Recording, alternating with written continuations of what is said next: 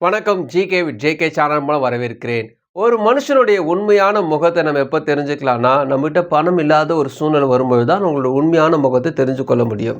கடன் என்பது அனைவருக்கும் பொதுவான ஒன்று. அதாவது ஒரு சாதாரண மக்கள்ல இருந்து பெரிய பணக்காரன் வரைக்கும் கடன் இருக்கும். ஆனா அந்த கடன்ல சிக்குறதுன்னு ஒரு விஷயம் இருக்கு தெரியுமா? அதாவது நம்மளோட தகுதிக்கு மீறி ஒரு பெரிய பிரச்சனை வந்து நிக்குது. கடனோட ஒரு பிரச்சனை வருதுன்னா, அதுக்கு காரணமா யார் இருப்பாங்க பார்த்தீங்கன்னா, நம்ம சூழ்ந்து இருக்கக்கூடிய மக்களும் நம்ம யார நம்புறோமோ 90% அவங்க தான் அந்த வேலைய செஞ்சிருப்பாங்க. அவங்களுக்காக நம்ம நிறைய ஹெல்ப் பண்ணியிருப்போம். நைட்டு பகலுமா அவங்களுக்கு போய் உதவி செஞ்சிருப்போம். ஃபோன் பண்ணும்போதெல்லாம் டக்குன்னு ஓடி ஓடி ஹெல்ப் பண்ணியிருப்போம். அவங்களுக்கு தேவையான விஷயத்தெல்லாம் செஞ்சிருப்போம். பணத்தை பார்க்காம, டைம் பார்க்காம, நேரத்தை பார்க்காம, லீவ் போட்டுலாம் கூட அவங்களுக்கு ஹெல்ப் பண்ணியிருப்போம். ஆனா ஒரு கடன் பிரச்சனை வரும்பொழுது, அவங்களால உதவி செய்ய முடியலனா கூட பரவாயில்ல. ஜஸ்ட் ஒரு ஆறுதலுக்கு கூட நம்ம கூட பேசாம, நம்ம சுத்தி எல்லாரும் கதவ அடைக்கும்போது ஒரு வேதனை இருக்கு தெரியுமா? அது ரொம்ப கஷ்டமா இருக்கும். ஒருவேளை இந்த சூழ்நிலை நீங்க இருந்தீங்கன்னா, கவலைப்படாதீங்க. இந்த சூழ்நிலையிலிருந்து வரதுக்கான வாய்ப்புகள் அதிகமாவே இருக்கு. ஒரு ஊர்ல ஒரு சின்ன நாய்க்குட்டி இருக்கு. அந்த நாய்க்குட்டிய ஒருத்தர் வளர்க்குறாரு. அவருக்கு குழந்தைங்கலாம் இருக்கு. ஒரு குடிசை வீட்ல தங்கியிருக்காரு. அந்த நாய்க்குட்டி வந்து ரொம்ப பிரபலம் அந்த ஊருக்கு. ஏன் பார்த்தீங்கன்னா, அந்த எஜமானுக்கு ரொம்ப விசுவாசமா இருக்கும். அதாவது ரொம்ப பார்க்க ஒரு குட்டியா அழகா இருக்கிறது மட்டும் கிடையாது. வீட்ல இருக்கக்கூடிய வேலைய கூட எடுத்து போட்டு செய்யக்கூடிய ஒரு ஆள். அதாவது ஒரு கடைக்கு போனோம்னா பேக்க குடுத்தா போதும். அந்த பேக்க வாயில வச்சுக்கிட்டு நேரா போய் மளிகை சாமான்ல போய் பொருள் வாங்குனாலும் சரி, அல்லது ஒரு பழக்கடைக்கு போய் மளிகை ஏதோ ஒரு காய்கறி வாங்குறதா இருந்தாலும் சரி, எல்லாமே அந்த நாய்க்குட்டி செய்யும். நெறைய பேர் ஆச்சரியமா பார்ப்பாங்க. ஓ! இந்த நாய்க்கு இவ்வளோ அறிவான்ட்டு பார்ப்பாங்க. அதே நேரத்தில ரொம்ப அன்பாவும் இருப்பாங்க. நெறைய பேர் பிஸ்கெட்ஸ்லாம் போடுவாங்க. நெறைய பேர் தடவி குடுப்பாங்க. அது பப்பி பப்பின்னு நெறைய பேர் கூப்பிடுவாங்க. ஸோ நல்ல ஒரு ஃபேமஸான ஒரு நாய். இந்த நாய் இந்த வேலை செய்து மட்டும் கிடையாது. அந்த மனுஷனுடைய ஆட்டு மந்தைய கூட அந்த நாய் பார்த்துக்கும். அதாவது ஆடுகள் ஒருங்கிணைக்கிறது, ஏதாவது ஆடு மிஸ் ஆயிடுச்சுனா கண்டுபிடிச்சு குடுக்குறது, இவ்வளோ சின்ன சின்ன வேலை. அந்த குட்டி நாய்க்கு அவ்வளோ விதமான நன்றி உணர்வு இருந்தது. நெறைய பேர் அது வந்து ரொம்ப நேசிச்சாங்க. ஆனா ஒரு சூழ்நிலையில பார்த்தீங்கன்னா, அந்த கிராமத்துக்கு பார்த்தீங்கன்னா ஒரு 2 புலிகள் வருது. அதாவது காட்டு வழியா வந்து அப்படியே இந்த கிராமத்துல வந்துருது. வரும்போது அந்த புலிகளோட நோக்கம் வந்து அங்க இருக்கக்கூடிய ஆட்டு மந்தைய சாப்பிடணும். இதுதான் வந்து நோக்கமா வருது. இந்த டாக் வந்து கத்துது. அந்த புதிய அந்த ஆடுகிட்ட போகாதபடிக்கு கத்துது. இந்த டாக் ரொம்ப டிஸ்டர்ப் பண்ணவோ, இந்த புலிகளுடைய நோக்கம் வந்து அந்த ஆட சாப்பிடுறது மட்டும் கிடையாது. இந்த டாக வந்து கொல்லணும்ன்று முடிவு பண்ணிட்டு அந்த டாக தொரத்த ஆரம்பிக்குது. இந்த டாக் வந்து குட்டி டாக்ன்றதுனால அதால ஓட முடியல. ஸோ முடிஞ்ச அளவுக்கு ஓடுது. நேரா அவங்க எஜமான் வீட்டுக்கு போகும்போது பார்த்தீங்கன்னா, ஒரு பெரிய அதிர்ச்சி. என்னன்னா, அவங்க எஜமான் கதவு மூடிட்டு இருக்காரு. ஜன்னல் வழியா பார்க்குறாரு. அவங்க அம்மா அந்த பப்பிய வளர்த்த குழந்தைங்களும் சரி ஜன்னல் வழியா பார்க்குது. கதவு தொறக்க பயப்படுறாங்க. ஏன்னா, அந்த டாகு பின்னாடி 2 புலியும் வந்து நிக்கவோ, சரி டாகுக்காக கதவு தொறந்தா நம்மள புலி அடிச்சு தின்றுன்றதுனால, அந்த டாக் என்ன ஆனாலும் பரவாயில்லன்ட்டு வேடிக்கை பார்க்குறாங்க. டாக் ரொம்ப ஏமாந்து போச்சு. ஏன்னு பார்த்தீங்கன்னா, இவ்வளோ நாள் இவங்களுக்காக ஹெல்ப் பண்ணோமே, நம்மள உயிர காப்பாத்தக்கூட இவங்களால முடியும்ன்னு ரொம்ப கத்தி கத்தி பார்க்குது. யாரும் கதவு தொறக்கல. புலி நெருங்கவோ, மறுபடியும் அந்த இடத்த விட்டு மறுபடியும் கடந்து தெரு தெருவா போகுது. யார் யாரெல்லாம் தெரிஞ்சவங்க, யார் யாரெல்லாம் தடவி கொடுத்தாங்க, யாரா ஒருத்தராவது கதவு திறந்து தனக்கு ஹெல்ப் பண்ணுவாங்கன்ட்டு தெரு தெருவா ஓடுது. எல்லா தெருவுலயும் புலி புலின்னு பயந்துட்டு எல்லாரும் கதவு மூடிடுறாங்க. ஸோ எந்த தெருவுலயும் யாரும் அதுக்கு ஹெல்ப் பண்றது கிடையாது. செவுத்து பக்கம் ஒளிஞ்சு பார்க்குது, அந்த பக்கம் ஒளிஞ்சு பார்க்குதா முடியல. ஒரு கட்டத்துக்கு மேல ஒரு முட்டு சந்துல வந்துருச்சு. ஸோ அதால ஓட முடியாத ஒரு சூழ்நிலை வந்துருச்சு. ஸோ நம்ம அவ்வளோதான் முடிவு பண்ணிருச்சு. இந்த புலிகளுக்கு வந்து என்னன்னா, அந்த டாக சாப்பிடணும் என்ன கிடையாது. அது வந்து ஒரு ஆட்டு மந்தைய சாப்பிடணும்னு வந்துச்சு. இந்த டாக் டிஸ்டர்ப் பண்ணவும் இந்த டாக் அடிக்கணுன்றது வெறி ஆயிருச்சு.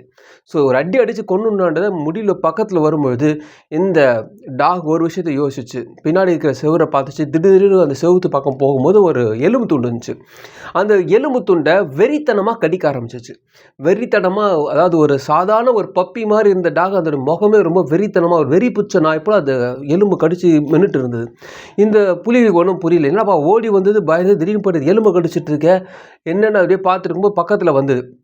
வந்து பார்த்துட்டு, நீங்க என்ன சாப்பிடுறதுக்கு முன்பாக நான் வந்து கண்டிப்பா உங்கள கடிச்சிடுவேன்னு சொல்லுச்சு. இவங்களுக்கு சிரிக்க ஆரம்பிச்சுச்சு ஒரு புலி. நான் ஒரு அடி அடிச்சாவே நீ செத்துருவ. நீ என்ன கடிக்கிறது? அதுக்கப்புறமா என்ன ஆகப்போகுது? ஒண்ணுமே இல்ல. நீ செத்தே போயிடுவ. நீ எங்கள எப்படி கடிப்ப? எங்கள தொட கூட முடியாது சொல்லும்போது, அந்த டாக் சொல்லுச்சு. புலி கடிச்சு நெறைய பேர் உயிரோடு இருந்திருக்காங்க. கால கடிச்சா கூட அவங்க கட்டு போட்டு உயிரோடு இருந்திருக்காங்க. ஆனா ஒரு நாய் கடிச்சு ஒரு மனுஷன நீங்க பார்த்துருக்கீங்களா? அவனுக்கு அந்த ட்ரீட்மெண்ட் எடுக்காம இருந்தா, அவன் மருத்துவர்கிட்ட போகாம இருந்தா, ஒரு நாளடைவில் செத்தே போயிடுவான். அதே போல் நாய் கடித்து எந்த மிருகமும் அவ்வளோ நாள் உயிரோடு இருந்ததில்லை. நான் நிறைய பேரை கடிச்சிருக்கேன். ஒரு வேளை நீ என்னை அடிக்கிறதுக்காக கை வாங்கும்பொழுது நான் உன் கையை கடிச்சிட்டே வச்சுக்கிங்களேன், அதுக்கப்புறம் நீ என்னை அடிச்சுக்கோ, நான் செத்து கூட பிரச்சனை இல்லை. ஆனால் உன்னுடைய சாவு சாதாரணமாக பட்டுன்னு போகாது. நீ உன் ஜன்னி வந்து நோய் வந்து நொந்து போய் முகலாம் சோர்ந்து உன்னால் நடக்க முடியாமல் ஜுரம் அடித்து யாரும் உன்னை பக்கத்தில் வந்து பார்க்கக்கூடாத அளவுக்கு நாரி ரொம்ப மோசமான ஒரு சூழ்நிலை உன்னோட சாவு இருக்கும். யோசிச்சுக்கோன்ட்டு ரொம்ப வெறித்தனமாக இந்த காரியத்தை சொல்லும்போது இதோட வார்த்தைகள் கேட்க கேட்க எனக்கு ஒரு பயம் வந்துச்சு. இந்த இடத்த விட்டு நம்ம போத்தல் நல்லதுன்ட்டு 2 முடிவு பண்ணிட்டு நிற்கும்போது நாய் இது புரிஞ்சுக்கிச்சு. இவங்க பயப்பட ஆரம்பிச்சிட்டாங்க. புரிஞ்சோடனே மேலும் கத்த ஆரம்பிச்சிது. வெறித்தனமாக கத்தோடனே இந்த புலிகள் ரொம்ப பயந்துருச்சு. ஆஹா, இது வந்து தாக்கட போகுதுன்ட்டு புலி ஓட ஆரம்பிச்சிச்சு. ஸோ நாய் வந்து புலியை துரத்துது. அந்த கிராமத்தை விட்டு அந்த 2 புலியும் ஓடி போயிடுது. இது வரைக்குமே அந்த கிராம மக்கள் கதவு மூடிட்டு இருந்தவங்க இந்த நாய் செஞ்ச பெரிய விஷயத்தை பார்த்து எல்லாரும் வந்து கை தட்டி ரொம்ப வந்து உற்சாகப்படுத்தினா, சூப்பராக பண்ணிட்டேன்ட்டு. இது வரைக்கும் பப்பின்னு கூப்பிட்டுருந்தாங்க. சிங்கம் போல் இருக்குன்றா சிங்கம்னு கூப்பிட ஆரம்பிச்சிட்டாங்க. அதோட பேரே மாறிச்சு. ஆனால் அந்த நாய்க்கு ஒரு விஷயம் நல்லா புரிஞ்சிச்சு. ஆபத்து காலத்தில் நமக்கு உதவி செய்யறதுக்கு நம்மளால் மட்டும்தான் முடியும், மனுஷனை நம்பக்கூடாதுன்னு நல்லா புரிஞ்சிச்சு. தைரியம் தான் உங்களுக்கு இப்போ ரொம்ப ரொம்ப முக்கியம். ஏன்னா புலிகளை காட்டிலும் அங்கே இருக்கிற மக்கள் தான் ஆபத்தானவர்கள். ஏன்னா நமக்கு அவசரத்தில் உதவாதவங்க தான் ஆபத்தானவர்கள். அதனால் புலியை பார்த்து நீங்கள் பயப்பட தேவையில்லை, மக்களை பார்த்து அலர்ட்டாக இருந்தாவே போதும். அது வரைக்குமே நல்லா பப்பி சொல்லுந்த நாய் திடீர்னு ஒரு லைனாக மாறதுக்கான காரணம் மக்களை அது புரிஞ்சுக்கிட்டுச்சு. அதே போல் உங்கள் சூழ்நிலை, இந்த சூழ்நிலை நீங்கள் புரிஞ்சுக்கிறதுக்காக கடல் உங்களுக்கு அனுமதிச்சிருக்காரு. அதே நேரத்தில் இது அப்படியே விட்டு போக மாட்டார். எந்தெந்த கடன்லாம் உங்களை தோற்றுதோ அந்த கடனை நீங்கள் தோற்றுற அளவுக்கு உங்களுக்கு பலம் தருவார். ஏதோ ஒரு வழியை உண்டாக்கி உங்களுக்காக ஏதோ ஒரு விஷயம் நடக்கும். ஆனாலும் நீங்கள் சோர்ந்து போகக்கூடாது. ஒரு ஊரில் 2 குதிரைகள் இருந்தது. ஒரு குதிரை பந்தய குதிரை. அதாவது அந்த குதிரை எந்தெந்த பந்தயத்தில் கலந்துக்குதோ, அதாவது ஓட்ட பந்தயத்தில் கலந்துக்குதோ அந்தந்த பந்தயத்தில் வின் பண்ணக்கூடிய ஒரு குதிரை நிறைய விதமான பதக்கங்கள்லாம் வாங்கியிருந்தது. ரொம்ப கம்பீரமாக இருக்கும், நல்ல பாராட்டெலாம் இருந்தது. அப்படி இருக்கும்பொழுது அதே பண்ணையில் பார்த்திங்கன்னா அதே முதலாளி தான் இன்னொரு குதிரையை வளர்க்குறாரு. அந்த குதிரை பார்த்திங்கன்னா பொதி சுமக்கிறதுக்கு மட்டுமே அது வச்சுருக்காரு. ஸோ அந்த பொதி மேலே சுமந்து அதை கொண்டு போவார். அப்போ அந்த பந்தய குதிரை என்ன சொல்லுது, பொதி சுமக்கக்கூடிய குதிரையை பார்த்து சிரிக்குது. ஏளனமாக பார்த்துக்கிட்டியா, நான் எல்லாத்துலையும் வின் பண்ணுறேன், ஆனால் பார்த்தி நீ இன்ன வரைக்குமே பொதி சுமந்துட்டு இருக்கேன்னு போது அதுக்கு பொதி சுமக்கிற குதிரை சொல்லிச்சு, சரி நீ சொல்லுறதை நான் கேட்டுட்டேன், இப்போ நான் சொல்கிறத நீ கேளு சொல்லிட்டு இந்த பொதி மூட்டையை அந்த பந்தய குதிரை மேலே வச்சு என் கூட கொஞ்சம் தூரம் நடந்து வா. எவ்வளோ தூரம் நடக்கிறேன்னா ஜஸ்ட்டு ஒரு 10 நிமிஷம் நடந்து உன்னால் முடியுதா பாருன்னார். கொஞ்சம் தூரம் தான் நடந்தது. அதுக்கப்புறம் அந்த பந்தய குதிரால் அந்த பொதியை சுமக்க முடியல, விழுந்துருச்சு. விழுந்தவுடனே அந்த குதிரை சொல்லிச்சு, 62 கிலோ ஒவ்வொரு நாளும் என் முதலாளி இந்த 62 கிலோ என் மேலே ஏற்றும் போது சொல்லுவார், உனக்கு எதிர்காலம் நல்லா இருக்கும், இதை சுமந்துரு, உங்கள் எதிர்காலம் நல்லா இருக்கும், ஒவ்வொரு தூரம் என் காதில் சொல்லிகிட்டே இருப்பார். என் முதலாளி அம்மாவும் என்கிட்ட சொல்லிகிட்டே இருப்பாங்க காதில், அதனால தான் இதை சுமந்துட்டுருக்கேன்னு சொல்லிச்சா. சரியா ஒரு 4 நாள் கழித்து ராஜாக்களுடைய கிட்ட போகுது. ராஜா அந்த குதிரை பவனி வர்றார். 62 கிலோ, அதாவது அந்த ராஜாவுடைய வெயிட்டை சுமக்கிற ஒரு குதிரை தேவை. அது ரொம்ப தூரம் நடக்கக்கூடிய குதிரையாக இருக்கணும், காடு மேடில் நடக்கக்கூடிய குதிரையாக இருக்கணும்னு ட்ரெயின் பண்ணதுக்காக அந்த பயிற்சியாளர், அதாவது அந்த எஜமான் அதை ட்ரெயின் பண்ணியிருக்காரு.